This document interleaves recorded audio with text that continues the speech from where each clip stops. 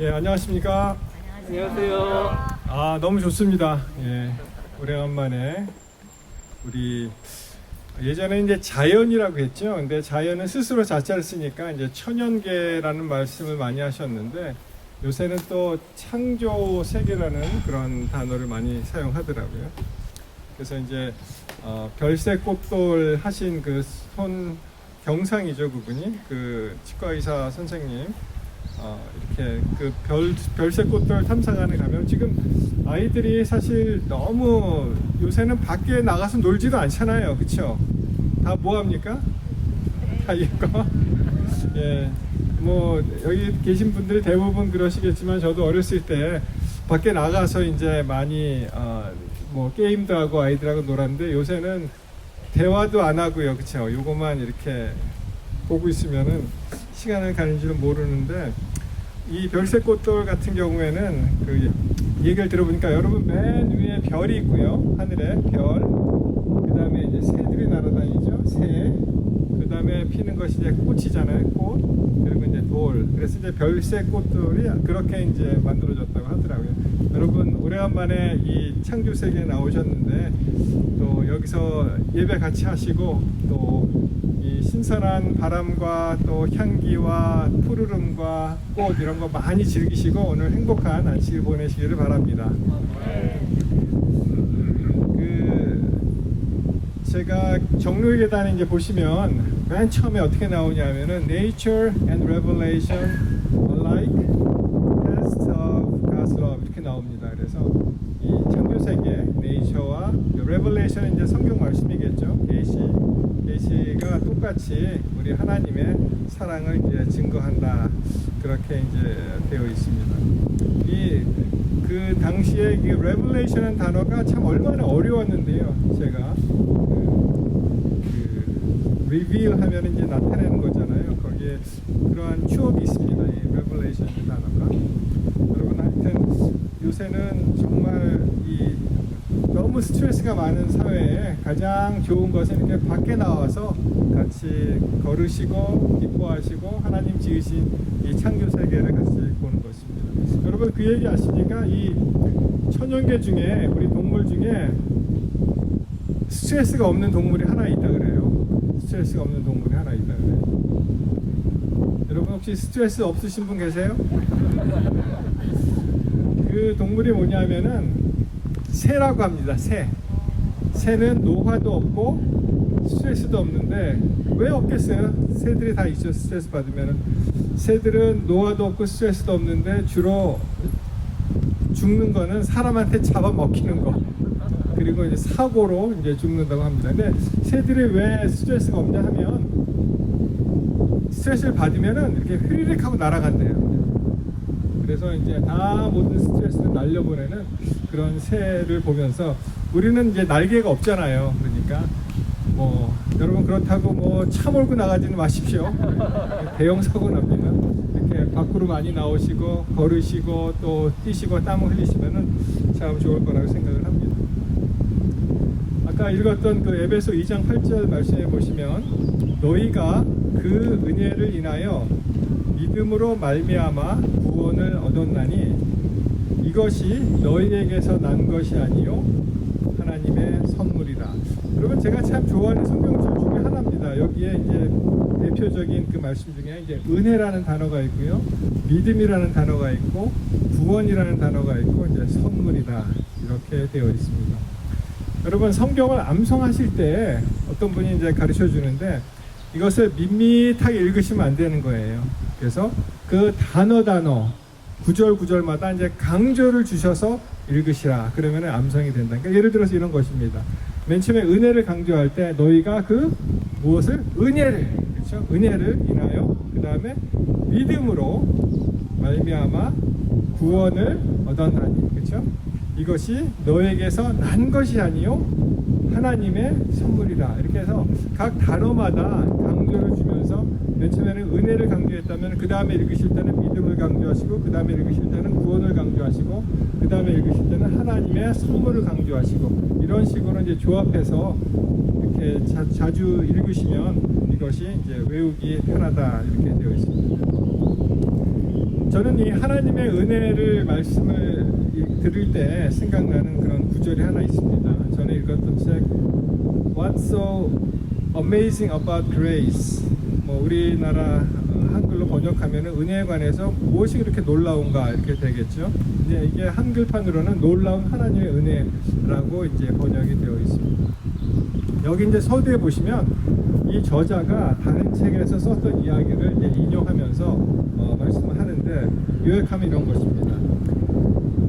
한 창녀, 몸을 파는 사람이죠. 창녀가 곤경 중에 나에게 왔는데 그녀는 집도 없고 아프고 2살배기 딸에게 줄 음식도 없는 그러한 처지였다. 흐느끼면서 우는 중에 나에게 말하기를 자기 딸을 빌려주고 있다고 했다. 끔찍한 일이지만 이런 괴상한 취미를 가진 남자에게 빌려준다는 말이다. 그렇게 하면은 자기가 하루 동안에 벌 수 있는 그 돈보다 훨씬 더 많이 벌 수 있고요. 그 돈으로 마약을 산다고 이야기를 했습니다. 그래서 이 말을 듣는 사람이 너무 듣기가 이제 어려운 거예요. 그 어린 딸을 어떻게 대여해서 그것으로 이제 돈을 받습니까? 근데 그 이야기를 듣는 순간에 이 mandated reporter라는 것이 있습니다. 그래서 어떠한 그 아이들이 학대를 받을 때 자동적으로 그것을 이 관계 당국에 보고하는 그런 사람들이 있어요. 이 목회자들도 마찬가지고요. 학교 선생님이라든지 하여튼 그런 분들이 아이들을 보고 이것을 이렇게 리포트하게 이렇게 되어 있습니다. 근데 이 사람이 그런 입장에 있기 때문에 그 생각이 이제 번뜩 나는 거예요. 아, 이것을 리포트해야 되는데. 그래서 그것을 의무적으로 보고해야 되는 사람이 자기라는 것을 깨닫고 그런 상황에서 무슨 말을 하겠어요. 그렇죠?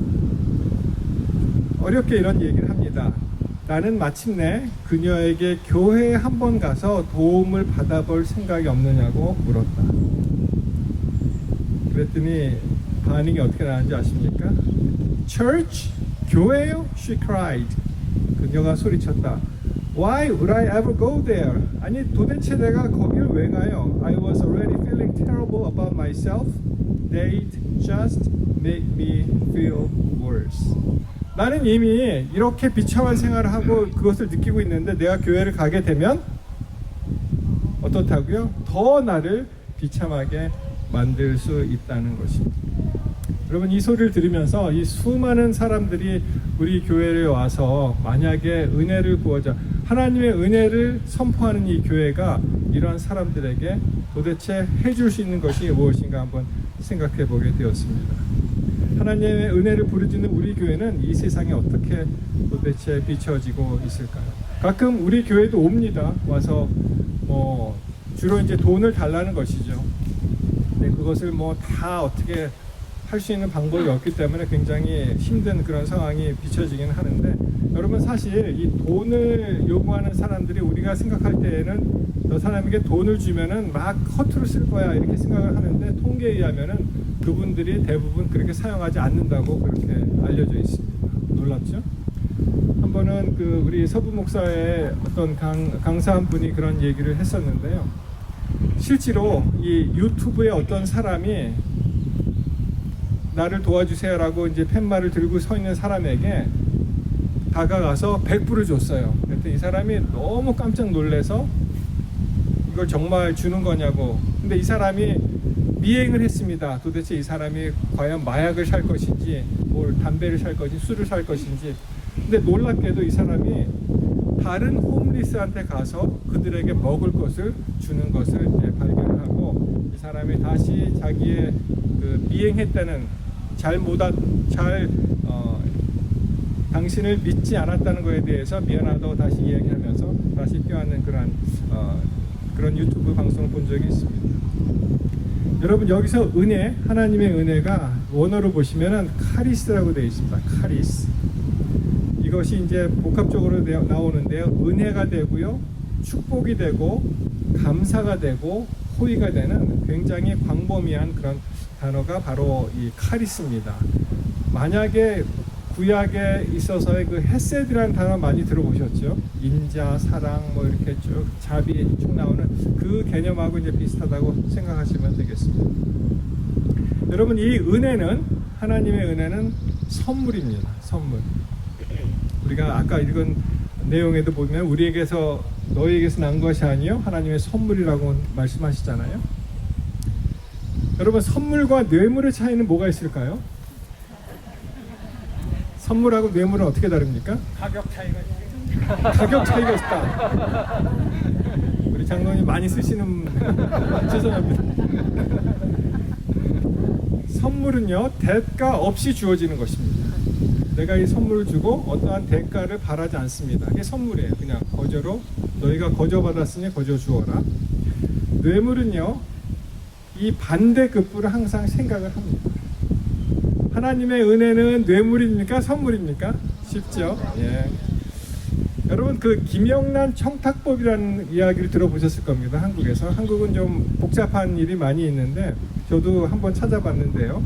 이것이 청탁 금지법인데, 전에는요 어떠한 말하자면 뇌물이죠. 뇌물을 주고 나는 이 어떤 대가를 바라지 않았습니다. 그럼 이게 죄가 성립이 안 됐다 그래요. 그러니까 뇌물을 주고서 이것은 내가 어떤 반대급부를 바란 것이 아니기 때문에 나는 죄가 없다라고 주장할 수가 있는데, 이 공직사회가 좀 깨끗해지기 위해서 법이 바뀌었습니다. 어떻게 바뀌었냐면, 이것이 금품이나 금품성 대가를 받으면은 그 처벌이 가능하도록 깨끗한 공직사회를 만들도록 하는 취지였는데, 100만 원 이상이 넘어가잖아요. 그러면 무조건 구속할 수가 있습니다. 그러니까 금액이 100만 원 이상이 넘어가면 이것이 선물이 안 되는 거니까, 한마디로 이것은 뇌물성 선물이다. 그래서 이런 말이 있습니다. 3, 5, 10을 기억하라, 그렇게 돼 있어요. 그래서 이게 무슨 말인가 찾아봤더니 10대는 3만 원까지, 선물은 5만 원까지, 그리고 경조사는 10만 원까지 괜찮다는 거예요. 그래서 3, 5, 10으로 그것을 기억하라, 그런 말이 있습니다. 여러분, 하나님의 은혜는요, 받을 자격이 없는 사람에게 전폭적으로 하나님께서 부여하신 은혜입니다. 선물이에요. 그것이 바로 하나님의 은혜입니다. 여러분, 우리가 잘나서가 아니라, 내가 잘해서가 아니라, 우리가 잘해서 뭘 받는 건 보상이잖아요. 보상 개념이 아니고요, 값없이 주어지기 때문에 그것이 바로 선물이 되는 것입니다. 그래서 어린아이들을 한번 생각해 보았습니다. 갓난아이들이, 그 아이들이 예를 들어서 어머니가 참 그 아이들에게 지극정성으로 이제 사랑을 베풀잖아요. 근데 이 어린아이가 무슨 어머니로부터 무슨 보상을 받기 위해서 이런 일을 하겠습니까? 그렇죠? 어린아이들이 할 수 있는 게 뭐가 있을까요? 갓난아이들이 우는 거, 그렇죠? 배고픔 우는 거, 기저귀 젖으면은 또 우는 거, 그리고 하루 종일 잠자는 거, 그거밖에 없어요. 그렇죠? 그렇지만은 이 어머니의 사랑은 그 아이를 전폭적으로 사랑해주고 그에게 이제 사랑을 입히는 그런 일을 합니다. 하나님의 사랑도 마찬가지라고 생각해 보았습니다. 여러분, 하나님께서 너희가 이 열매를 먹으면은 정령 죽으리라고 그냥 선언하셨잖아요. 그럼에도 불구하고 우리가 성경의 말씀을 배반하고 하나님의 말씀을 배반했지만 어때요? 하나님께서 전폭적으로 사랑을 베푸셔서 우리를 구원하신 것입니다. 여러분, 이 배신의 아이콘 누가 있습니까? 성경에서 가룟 유다가 있겠죠. 가룟 유다는 그리스도를 배반하고 안타깝게 회개치 아니하고, 어떻게 보면 회개할 수도 있겠지만은 그가 결국은 죽음의 길을 걷습니다. 안타까운 일이죠. 어쩌면 우리도 가룟 유다와 같이 그런 일을 이미 했거나 아니면은 할 가능성이 많은 사람인데도 불구하고 하나님께서 전폭적으로 은혜를 베푸셔서 우리를 구원하셨다는 것입니다. 베드로도요, 예수님을 배반했습니다. 그렇죠? 베드로도 예수님을 부인하고 떠났습니다. 베드로와 유다의 차이점이 있죠. 이 성경 말씀을 보시면은 유다는 마태복음 27장 3절에 보시면 유다가 그의 정죄됨을 보고 스스로 뉘우쳤다, 그렇게 나오고, 그리고 은 30을 대제사장들과 장로들에게 도로 갖다 주고, 그리고 그가 이제 죽음으로 그 인생을 마칩니다. 베드로는요, 마태 26장 75절에 보시면 예수의 말씀에 닭 울기 전에 내가 3번 나를 부인하리라 하심이 생각나서 밖에 나가서 심히 어떻게 했다고 나옵니까? 통곡했다고 나옵니다. 그러니까 베드로는 철저히 회개하면서 하나님께 돌아간 것이고, 유다는 그가 살짝 뉘우쳤지만 하나님의 사랑을 거절하고 그가 스스로 목숨을 끊었습니다. 성경 이야기는요, 무수히 많은 이런 이야기들이 나옵니다. 우리가 하나님을 배반했지만 더 크신 하나님의 사랑이 그 배반을 쌓아안고서 우리를 그의 은혜 가운데 녹여서, 그래서 우리로 하여금 다시 한번 하나님께 되돌아오도록 그렇게 말씀하십니다. 여러분, 사도 바울은 어떻습니까?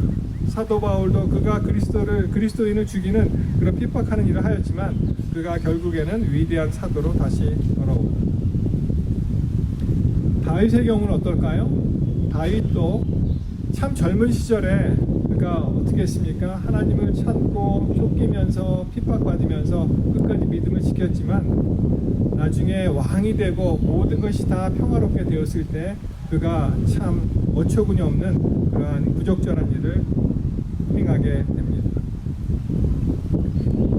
여러분, 다윗이 수많은 아들이 있었잖아요.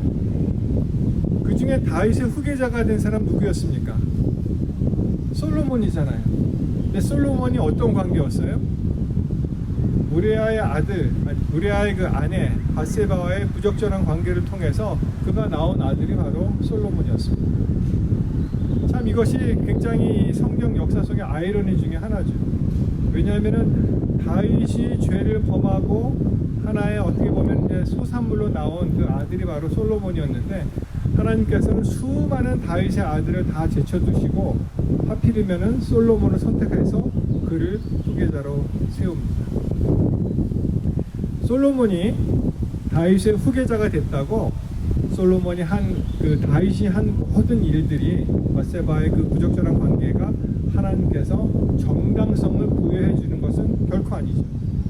그렇지만 하나님께서는 솔로몬을 세우시면서 그것을 다시 한번 자비를 베푸시는 그런 방법으로 다윗을 다시 한번 세우십니다. 그것이 바로 하나님의 방법이세요.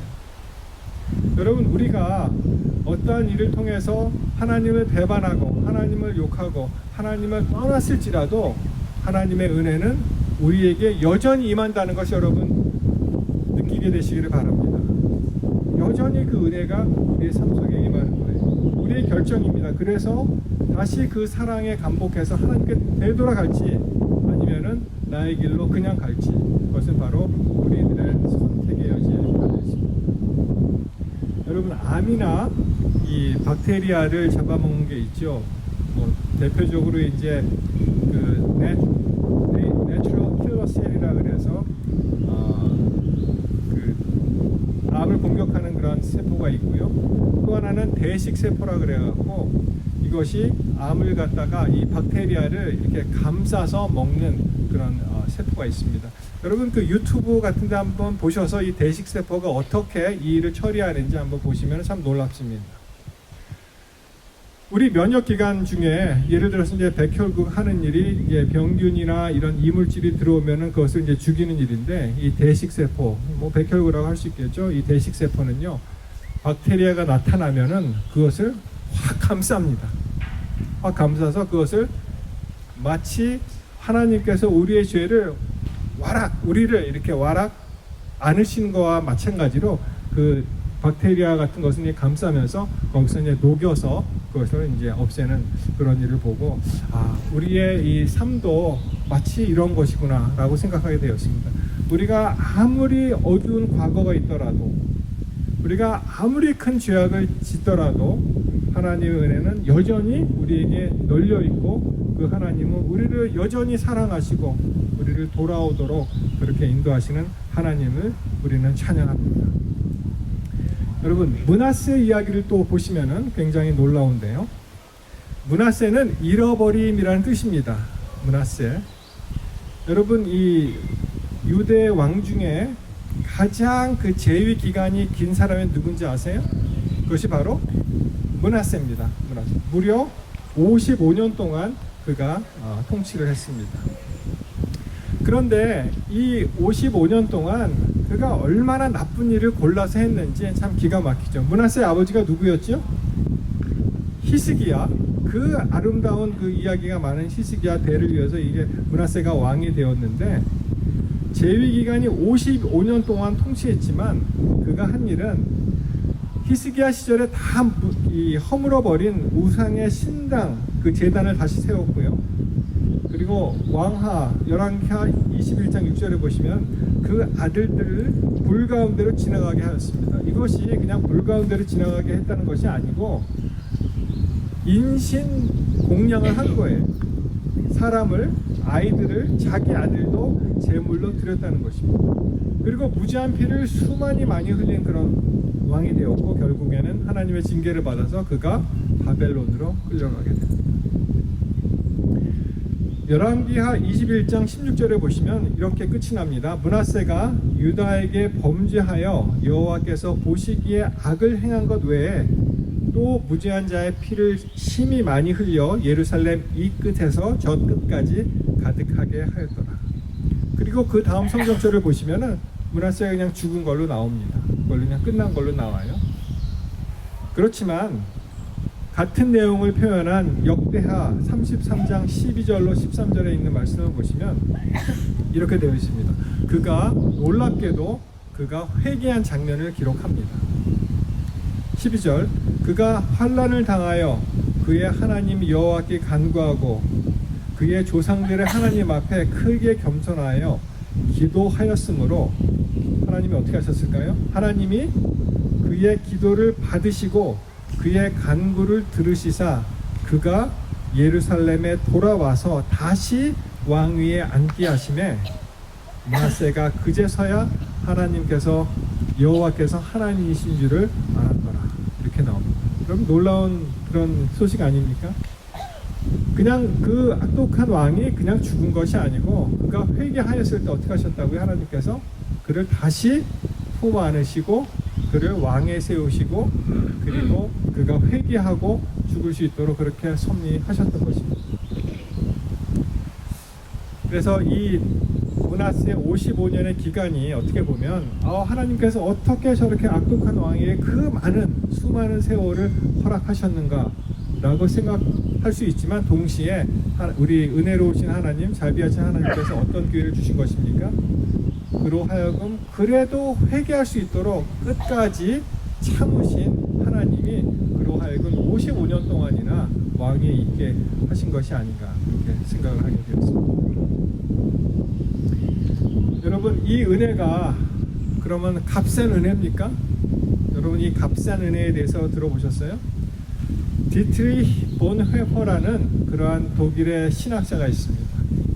여러분, 독일에 유학 갔다 오신 분이 이야기를 해주는데, 가장 말하자면은 그 스마트하신 분들, 가장 똑똑한 분들은 다 어디로 가냐면 다 신학을 한다고 되어 있습니다. 이 신학을 하신 분들은 보통 사람들은 아니죠. 여기 보시면 그 본회포의 책, 그 The Cost of Discipleship이라는 책이 있습니다.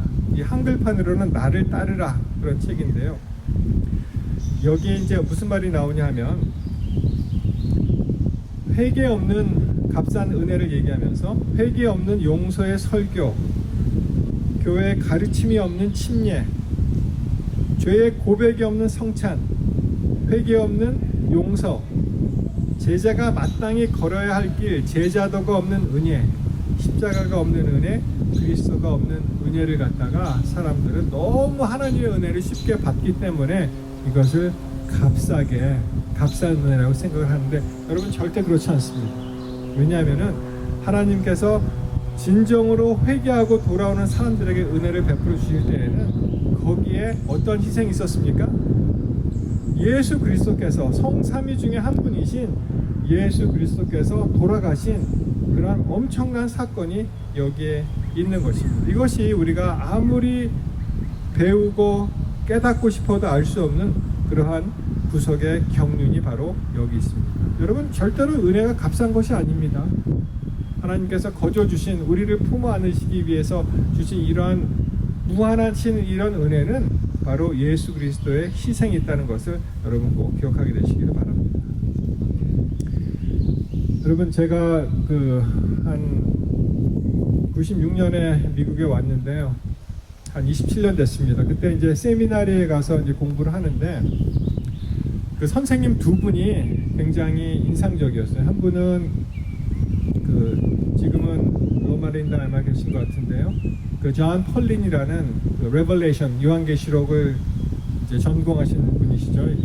세븐 트럼펫 하신 그분 강의가 얼마나 깊고 참 좋았는지 그 사람들이 이 세미나리에 와서 수학을 하는구나 그렇게 느꼈고요. 구약의 한 분은 이 닥터 리처드 데이비슨이라는 분입니다. 그분이 얼마나 겸손하게 이 학생들을 대하고 정말 깊은 그러한 감명으로 또 우리를 가르치시고 또 한 번은 불임절을 맞이해서 강의하는 그 중간에 한 번은 다 학생들 초대해서 우리 집에 와라. 그래서 우리 저녁 식사 같이 하고 이 불임절에다 이 신발 밑에다가 이제 하만이라는 글자를 새기고 막 이렇게 다리도 굴르고 하여튼 그런 기억이 납니다. 이 닥터 데이비슨이 한 10년 전에 이 샌디에고에 우리 아시안 목회자 회의에 강사로 오셨는데 그분이 하신 말씀이 굉장히 기억이 납니다. 이분은 원래 글렌데일 출신이세요. 그러니까 캘리포니아가 그분의 고향입니다. 그러면서 이제 학생들, 우리 목사님들이었죠. 그때는 목사님들 들어놓고 이제 자기가 이제 원래는 우리가 캘리포니아에서 미팅을 가졌었는데 자기가 이제 미시간에 왔지만 자기는 원래 캘리포니아 사람이다 이렇게 얘기하면서 미시간 혹시 가보신 분은 아시겠지만 미시간은 그냥 산이 없습니다. 그냥 이게 그냥 거의 평지예요. 그래서 그분이 하시는 말씀이 캘리포니아가 참 그립다 이렇게 하시면서 여기는 산도 있고 뭐 온갖 거 다 있고 바다도 있고 뭐 조금만 가면 스키장도 있고 사계절을 다 이용할 수가 있는데 미시간은 좀 너무 단조롭다 하면서 하시는 말씀이 자기가 산을 좋아했는데 가장 미시간에서 높이 올라갈 수 있는 것이 이 체리 유피칸이라고 사들이 타고 올라가는 거 그 높이밖에 없었다 이렇게 이제 재밌는 얘기를 했습니다. 그분이 이제 말씀을 하시는데 제 기억으로 아버지가 간호사고 어머니가 이제 그 요리사 이제 쿡 주방에서 일하시는 그런 분이었던 것 같은데요. 참 이 세상이 사악하죠. 이 교회 안에서도 그런 일이 있으니 참 안타깝습니다. 왜냐하면은 제 기억으로 그분이 재림교회 병원에서 이제 일을 하면서 이제 주방에서 일을 하시는 분인데 이 닥터 리처드 데이비슨 박사님의 어머님이 양파에 알러지가 계신 분이에요. 양파에. 우리 가운데 양파에 알러지 있는 분 있습니까? 저는 막 양파를 썰면 눈물이 나더라고요. 그건 알러지가 아니죠. 그거는 알러지가 아니죠. 그건 그냥 반응인데 이분은요 진짜로 알러지가 있는 분인데 이 양파를 썰면은 호흡을 잘 못하신다고 들었어요. 그 정도로. 근데 그 보스가 얼마나 못된 사람이냐면은 그것을 알고 이 어머니를 힘들게 하기 위해서 하루 종일 양파를 깎게 만듭니다. 하루 종일. 그래서 양파를 깎고 썰고 눈물을 흘리면서 호흡도 잘 안 되면서 하는데 결국은 이 어머니가 뭐 이런저런 이유로 그분이 이제 암에 걸리게 되었습니다. 그래서 이제 암 투병을 하는데 자기가 고등학교 졸업반이가 그랬어요. 그래서 어머니의 신음소리를 들으면서 자기가 학교를 가는 거예요. 너무 아프니까 이 암에 대한 그 고통이 있지 않습니까? 그러면 그 아버지가 간호하고 막 이렇게 하는데 결국은 이 어머니가 돌아가셨는데 이 젊은 아들의 그 고등학생 아들의 마음에 이게 사무치는 거예요. 그러면서 나중에는 이것이 하나님께 대한 원망까지 갔습니다. 왜 하나님은 이런 일이 일어나게 하시고 왜 어머니를 이렇게 힘들게 하시고 결국은 돌아가시게 하셨나? 그분의 표현에 의하면은 이 하늘에 대고 정말 못할 짓을 한 거죠. 막 이렇게 예를 들어서 이제 삿대질 같은 걸 한 겁니다. 하나님 도대체 계시냐? 어떻게 이럴 수가 있느냐? 그렇지만 그가 나중에 깨닫고 하나님의 이 크신 그래도 하나님께서는 어떻게 해요? 아무리 자기를 배반하고 욕하고 막 그렇게 떠나도 어떻게 하십니까? 하나님의 은혜가 하나님의 사랑이 강건하셔서 그를 품어 안잖아요. 품어 안습니다. 이 닥터 데이비슨 이 박사님이 그것을 알고선 나중에 이제 돌아오게 되는데, 이분이 목회자가 되려고 하다가 내가 생각해 보니까 한 교회에 이렇게 예를 들어서 사역하는 것보다 내가 만약에 더 많이 배우고 공부해서 학생들을 가르치게 된다면 더 큰 일을 할 수 있게 되지 않을까, 그렇게 생각을 하면서 그분이 결심하고 공부하고 나중에는 이제 교수가 됩니다. 교수가 되어서 나중에 이러한 일들을 우리에게 이제 말씀해 주시는 것입니다. 우리가 아무리 하나님을 배반하고 욕하고 저주하고 원망하더라도 어떻게 하나님께서는 여전히 우리를 사랑하시고 감싸 안으시고 그 은혜에 우리가 녹아서 다시 한번 하나님께 돌아가는 것이 아니겠습니까? 그리고 한 번은 또 이런 얘기를 했습니다. 이거는 이제 앤드루스 그 한인교회하고 이제 연관이 된 이야기였는데요. 그때 이렇게 들으면서 전율을 느끼게 되었습니다. 뭐냐면은 이분이 이제 박사학위를 공부를 할 때 자기가 가지고 있었던 그 반려견이죠. 그 오스트리안 셰퍼드가 있었는데 너무 좋은 개였어요. 이 개가. 그래서 아주 힘차고 뭐 이 2m가 뛰어넘는 담장도 이렇게 훌쩍 뛰어넘고, 그리고 이제 자기가 참 공부하면서 어렵고 힘들 때 그 개를 데리고 이제 산책도 하면서 좋은 시간을 가졌는데, 언제 이렇게 보니까 개가 안 나타나는 거예요. 이 개가 아무리 찾아보려고 해도. 그래서 어디 갔지? 그리고 열심히 찾고 또 찾고 결국은 안 나타나고 한 일주일이 지났는데 나중에 개가 자기 집 앞에 얼마 떨어지지 않은 데에서 이제 죽은 것을 발견하게 됩니다. 개가 왜 죽었느냐? 이웃 중에 한 못된 사람이 이 개가 너무 싫어서 독살시킨 거예요. 포이즌을 줘서 그 애가 죽었는데, 그 박사님이 그것 너무 상심하고 너무 힘들었기 때문에 그것을 잊을 수가 없고, 또 역시 어떻게 해요? 하나님을 또 원망했겠죠. 우리 심심하면 하나님 원망할 수 있잖아요, 그죠? 막 그냥 하나님 어떻게 이런 일이 일어날 수 있어요? 하나님 왜 나에게, why me? 왜 이런 일이 나에게 일어날 수 있습니까? 왜 내 개를 데려갔었습니까? 막 이야기했을 때 그가 다시 한번 하나님의 은혜를 깨닫고, 그래도 이제 기다리는 중에 나중에 보니까요, 그 자리에 그 개를 기념한 건 아니지만 자기한테는 그 개를 기념하도록 하나님께서 섭리하셨는데, 그 자리에 바로 앤드루스 한인교회가 아주 기념탑같이 서게 되었다는 것입니다. 그래서 그분이 그때 지나갈 때마다 하나님의 은혜를 감사하고 또 그 개를 생각하고, 여러분 이 반려견, 하나님께서 우리 이 개나 고양이나 이런 우리 반려동물을 위해서 예수님께서 돌아가시지는 않았잖아요, 그렇죠? 우리는 그렇게 생각하지는 않습니다. 근데 여러분 조심하셔야 돼요. 제가 지난 어떤 교회에서 한 그 반려견이 죽어서 너무 상심한 그런 성도가 있었는데, 제가 개를 안 키워봐서 그 상실감을 그렇게 많이 느끼지 못했습니다. 근데 제가 그냥 이렇게 위로하고 그냥 그렇게 했으면 되는데 너무 신학적으로 나간 거예요, 제가. 그래서 성경에 보면은 예수님께서 개를 위해서 돌아가시는 않은 걸로 알고 있습니다, 이렇게 얘기를 했더니 그분이 화가 나서 며칠 동안 교회를 안 나오신 거예요. 여러분 그렇게 하지 마시고 그냥 이렇게 좋은 말씀 많이 해주시고 하시면 좋습니다.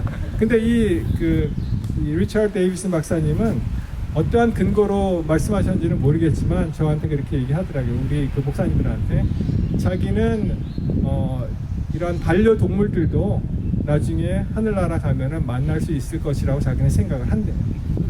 여러분 혹시 이렇게 상실감이 있으신 어떤 개나 고양이를 잃어버리신 분들도 희망을 가지게 되시기를 바랍니다. 다시 종합해 보면은 우리가 어떠한 일을 당해도 여전히 하나님의 은혜는 우리 안에 있고요, 우리는 그 안에서 기뻐하고 행복할 수가 있습니다. 여러분 이 시간 혹시 우리 가운데 정말 이 신앙이 도대체 무엇인가, 이 교회가 도대체 무엇인가, 하나님은 계신가, 이런 어떤 의구심이 가지고 계신 분이 만약 계신다면은 그럼에도 불구하고 하나님의 은혜 안에서 정말 하나님과 함께 기뻐하게 되시기를 이 시간 간절히 바랍니다. 우리의 처지와 상황과 어떠한 닥친 일이 어떠한 일이 있을지라도 상관없이 여전히 하나님께서는 죄인을 향한 하나님의 사랑은 여전하시고요. 또 하나님께서는 여전히 우리를 사랑하시고 또 은혜를 베푸신다는 것을 이 시간 꼭 기억하게 되시길 이 시간 바랍니다. 시편 103편 8절에 여호와는 긍휼이 많으시고 은혜로우시며 노하기를 더디하시고 인자하심이 풍부하시도다. 여러분 정말 이 좋은 날 오늘 이 하나님께서 만드신 창조 세계에서 우리 마음껏 즐기시고 하나님을 더욱더 사랑하시고 더 많이 생각하시는 그런 귀한 하루가 되시기를 이 시간 간절히 바랍니다. 하나님의 은혜가 풍성히 임하시기를 이 시간 바라면서 또 은혜 속에서 기뻐하시는 성도들의 삶을 살게 되시기를 간절히 바라면서 말씀을 마치겠습니다.